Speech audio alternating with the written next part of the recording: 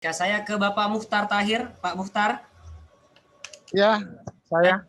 Pak Mukhtar, ini tadi kita sudah bahas seputar keadaan sekarang kan masih pandemi nih.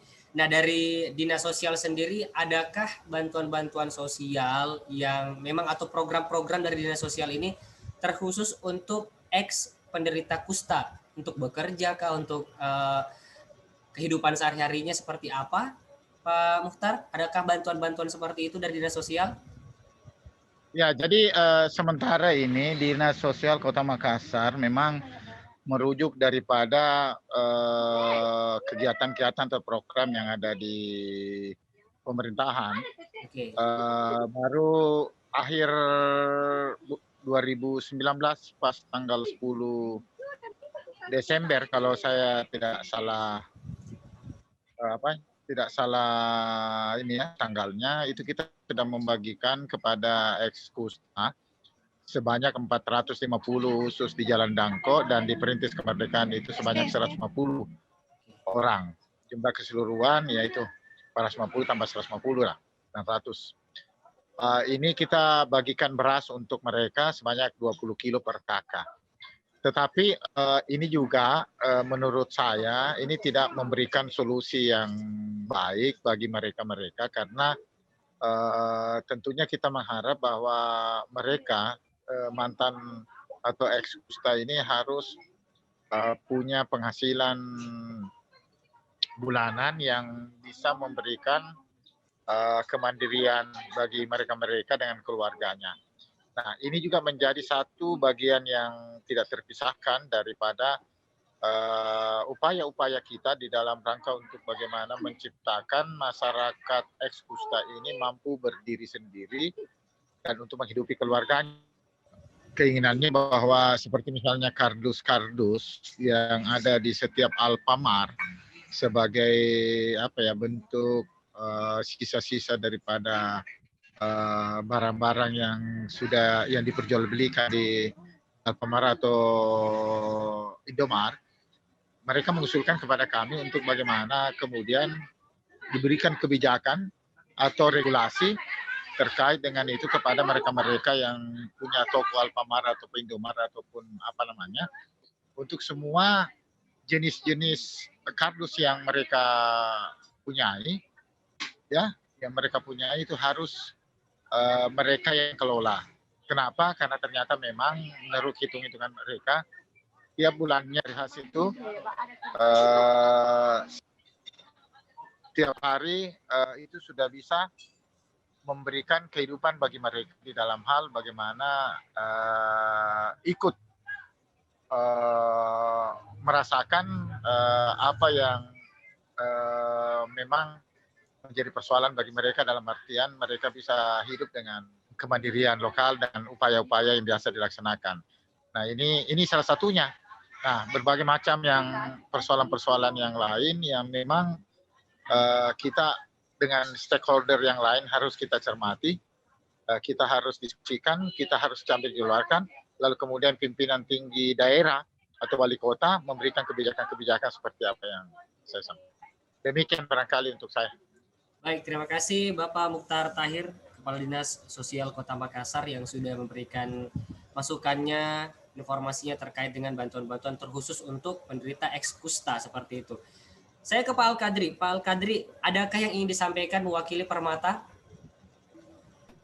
Ya, ya tentu banyak yang perlu kami sampaikan, tapi inti daripada ini semua bahwa ya Permata ada karena memang masih ada permasalahan. Jadi organisasi Permata hadir untuk bagaimana bisa menjadi partner untuk mencari solusi terkait dengan permasalahan yang dihadapi oleh khususnya terkait dengan kusta.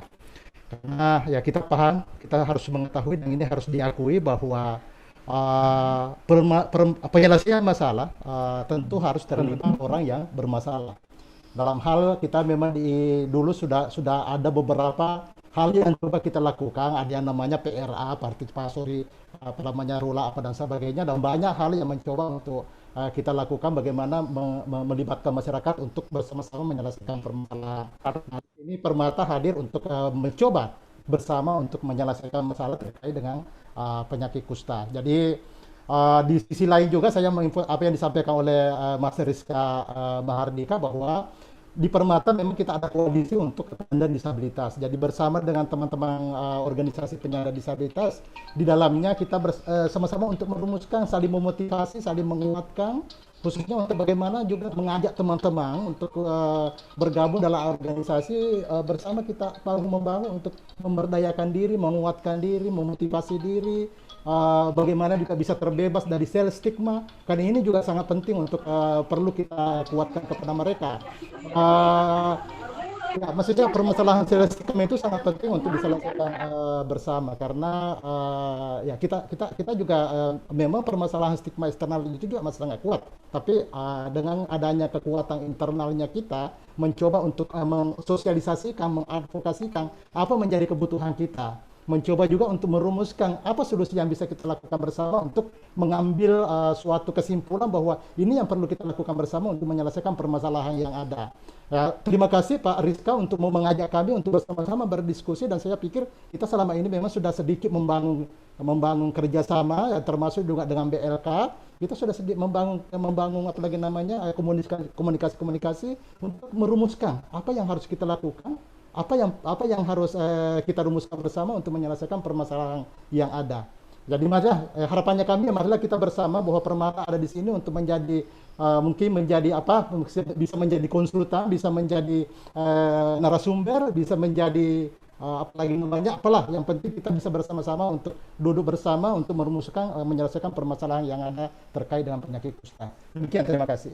Baik, terima kasih Bapak Al-Qadri. Terakhir saya ke Dr. Nani dari Dinas Kesehatan Kota Makassar. Dr. Nani, adakah pesan-pesan yang ingin Dr. Nani sampaikan kepada masyarakat yang memang awalnya ini masih awam, terkhusus untuk penyakit kusta, dan mengenai rumor-rumor penyakit kusta itu seperti guna-guna dan lain sebagainya, bisa di-clearkan nih di closing statement ini. Silakan Dr. Nani. Ya, jadi pesan kami untuk masyarakat sebetulnya, pertama, penyakit kusta ini adalah penyakit menular biasa, bukan penyakit kutukan, bukan karena guna-guna, dan bukan penyakit turunan.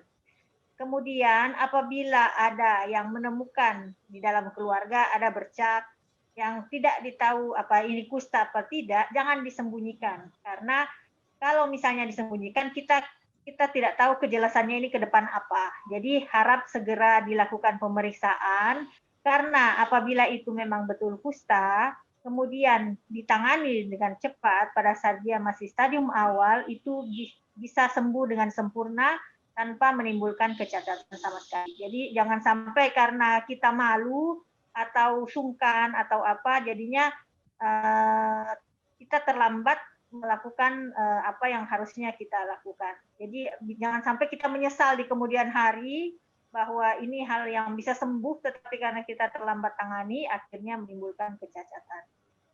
Itu mungkin untuk bisa jadi ini bagi masyarakat.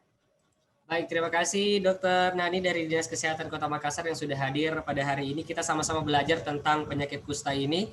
Terima kasih juga Bapak Rizka Mahardika dari Disnaker Kota Makassar, Pak Mukhtar Tahir dari Dinas Sosial, Ibu Yuliati dari Permata, Bapak Agus Wala. Tetap semangat ya Bapak Agus Wala untuk tetap produktif, apalagi di masa pandemi ini. Jangan berkecil hati. Pak Al-Qadri, terima kasih juga atas informasinya terkait dengan kusta ini. Baik. Baik pemirsa, jika kita berbicara tentang soal penyakit kusta, banyak orang yang merumorkan penyakit ini adalah penyakit guna-guna karena memang dilihat dari kondisi fisik yang tidak layak atau tidak enak dilihat. Tapi jangan salah, orang-orang seperti itu jika sudah sembuh itu masih bisa produktif. Contohnya saja, tadi ada Bapak Agus Wala yang sudah memberikan informasinya, walaupun sudah lama Bapak Agus Wala ini menderita kusta, tapi ketika sembuh, beliau masih bisa melakukan pekerjaan-pekerjaan sebagaimana mestinya. Kalau begitu, saya Febrian pamit undur diri. Assalamualaikum warahmatullahi wabarakatuh. Waalaikumsalam warahmatullahi wabarakatuh. Terima kasih. Terima kasih Pak Al-Qadri, Dr. Nani, Bapak Rizka, Bapak Mukhtar, Bapak Yuliati, Bapak Agus Wala. Terima kasih ya hari ini.